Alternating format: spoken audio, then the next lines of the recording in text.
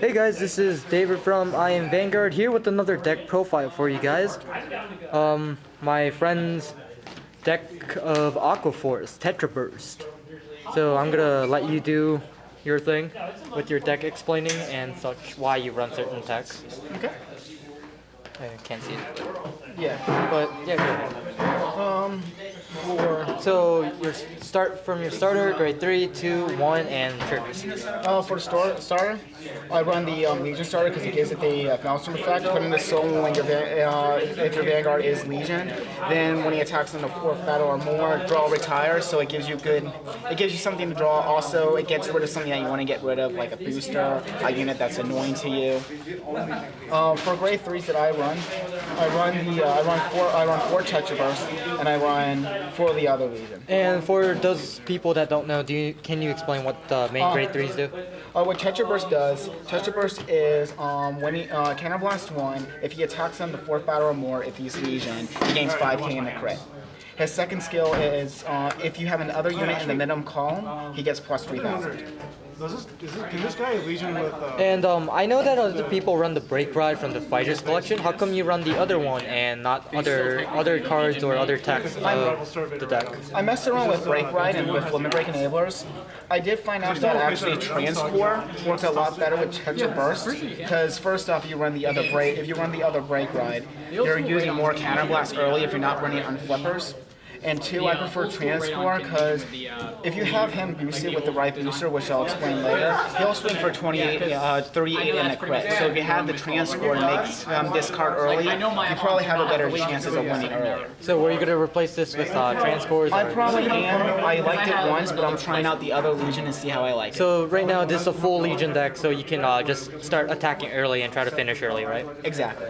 Alright, what's your grade 2 lineups? The grade 2 lineups I run is Starless. He is the Legion mate for Tetra Burst, and also he is the he's also the Basil clone. If the Vanguard is Legion, if he is the 1st battle or more, he gains plus 3,000, and he exchanges positions with the unit with the same column as him.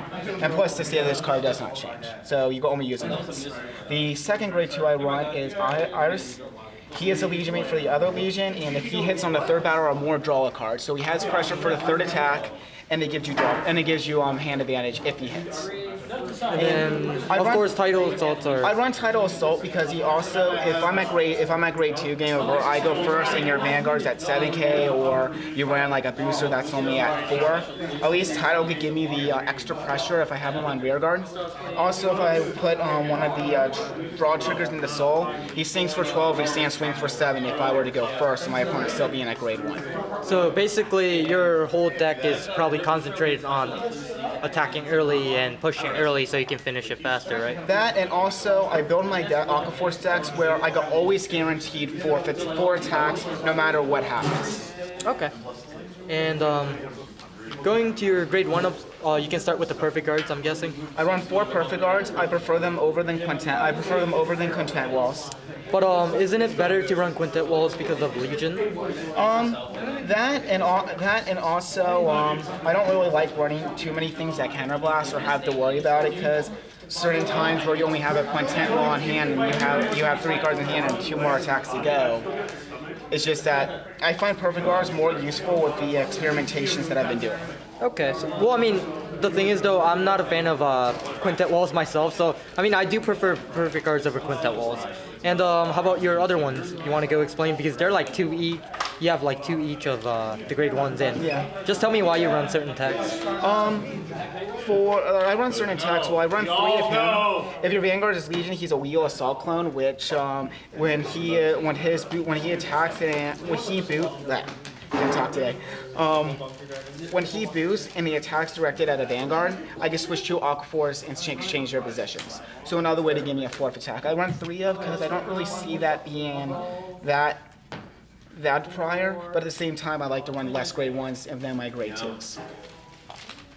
Also, I run Eugene for just for early assault. I don't know- Early aggressive attacks, which, what you said, your whole deck is going to be based around pushing early. Yeah. Eugene's not that important. I run 2. If I get him, I use him. If I don't, I don't. So he's just in there where if I get him, it really depends what I draw, and if I draw into him, that changes up my strategy, what I'm going to do in the game. I run the Legion booster because it just gives Tetra Burst that just extra power. Because if you did have So a it's going to be hitting for 30k with the boost, right? it hits 30k without its skill, and it will hit for 33 without its skill, and with skill activated, it will be 38 and a critical every single turn. Right, so it is that's pretty good. vanilla, but it gets annoying pretty fast if you don't have it. If you keep on getting Quents or Perfect Guard, or you're just almost out of guard, going through the multiple attacks and having to deal with a 38 at the end can be devastating. And then the penguins, no question, you use it for Soul Blast and just Yeah. Legion early. Soul Blast to draw 1, and that sometimes gives me my ability to Legion early. Okay, and the trigger lineups, you're running Rainbow, and can I ask you the reason why you run Rainbow instead of certain trigger lineups? I run Rainbow because with Tetra Burst, with Tetra Burst, I notice sometimes people just stop his attack full on. So I like to have just have Rainbow because at the same time, if they say no guard, I get a crit. But if they stop all my attacks and I at least get stand triggers, at least that gives me another attack to at least control their hand size. Or if not, I can use that to kill another rear guard on the field to pressure less attacks on myself. Okay. I just prefer Rainbow Trigger of Aqua Force since it just works very well because after all 4 attacks are done, that's it. So if you just pull a stand trigger, that gives you more that your opponent has to worry about. If you get crits, you push them down faster, and the draw just gives you the hand ability because if they keep on killing your rear guards, you're going to need the draw power to call more.